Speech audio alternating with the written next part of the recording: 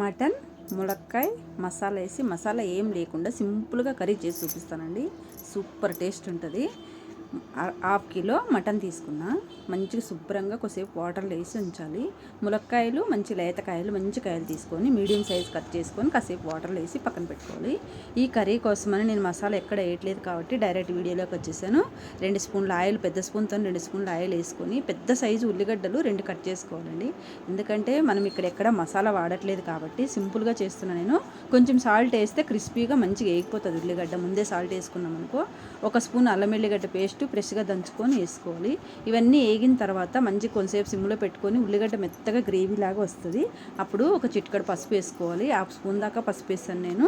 ఈ పసుపు వేసి కొంచెం ముక్కలకు అన్నిటి బాగా పట్టించుకొని మంచిగా వేపుకున్న తర్వాత మటన్ ఏవైతే మనం శుభ్రంగా కడిగి పక్కన పెట్టుకున్నాం కదా, ఫస్ట్ మటన్ వేసుకొని మంచిగా వేయించుకోవాలి. ఈ ఉల్లిగడ్డకు సాఫ్ట్గా మంచిగా వేగడానికి సిమ్లో పెట్టి అలా వదిలేసి మనం ఏదైనా చిన్న చిన్న పనులు చేసుకుంటుంటే మంచిగా వేగిపోతుంది. ఈ మటన్ శుభ్రంగా కడిగి వేసుకోవాలి. మంచిగా కలబెట్టి కొద్దిసేపు మూత పెట్టి ఒక 2 నిమిషాలు పక్కన ఉడికించుకోవాలి. మటన్లో వాటర్ ఉంటుంది కదా, కొంచెం ముక్కలకు బాగా పట్టి ఉడుకుతుంది అనమాట. ఈ ఉడికి మూత పెట్టి కొద్దిసేపు పక్కన పెట్టుకోవాలి. కొంచెం ధనియాలు, చెక్క, లవంగాలు పొడి వేయించి పొడి కొట్టి పెట్టుకున్నాను నేను, అది వేస్తున్నాను.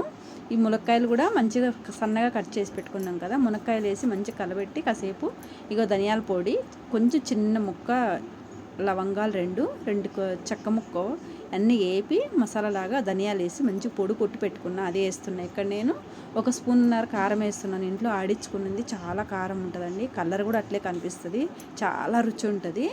ఇది నేను మటన్ మసాలా ఇంట్లో చేసుకున్నది. ధనియాలు, చెక్క, లవంగాలు, యాలకులు, గసగసాలు అన్నీ వేసి ఈ విధంగా మనం పొడి చేసి పెట్టుకుంటే ఎప్పుడైనా బిర్యానీలేకైనా, మటన్ కర్రీలేకైనా, చికెన్ కర్రీలేకైనా నేను ఇదే వేస్తూ ఉంటాను. మీకు కావాలంటే కామెంట్ చేయండి, చేసి చూపిస్తాను. బిర్యానీ ఆకు అన్నీ వేపేసి కొంచెం బాగా వేపుకొని పొడి కొట్టుకుంటే ఆ కలర్ వస్తుందండి. కొంచెం వాటర్ ఎక్కువ వేస్తున్నాను, ఎందుకంటే నేను ఇక్కడ కడాయిలో చేస్తున్నాను. కుక్కర్లో ఎప్పుడు చేయను, మెత్తగా ఉడికిపోతుంది, టేస్ట్ ఉండదని ఎప్పుడు చేయను నేను. కొంచెం వాటర్ ఎక్కువ వేసుకున్నాను.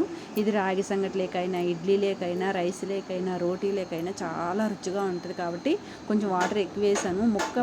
మటను ఉడకడానికి కొంచెం టైం పడుతుంది కదా మనకి, అందుకని కొంచెం ఈ విధంగా ఉడికేటప్పుడు స్టవ్ సిమ్లో పెట్టేసుకోవాలి. ఒక 1/2 అవర్ దాకా 20 మినిట్స్ పడుతుంది దగ్గర మనకు ఉడకడానికి. చెక్క నిమ్మకాయ ముక్క తీసుకొని మంచిగా పిండుకొని, చూసారా కడాయి నిండా నీళ్ళు ఉంటాయి, ఇక్కడ దాకా వచ్చింది. ముక్క మెత్తగా సాఫ్ట్గా ఉడికిపోయింది. మునక్కాయ కానీ మటన్ ముక్క కానీ సూపర్ టేస్ట్ ఉంటుంది. చేయండి ఒకసారి.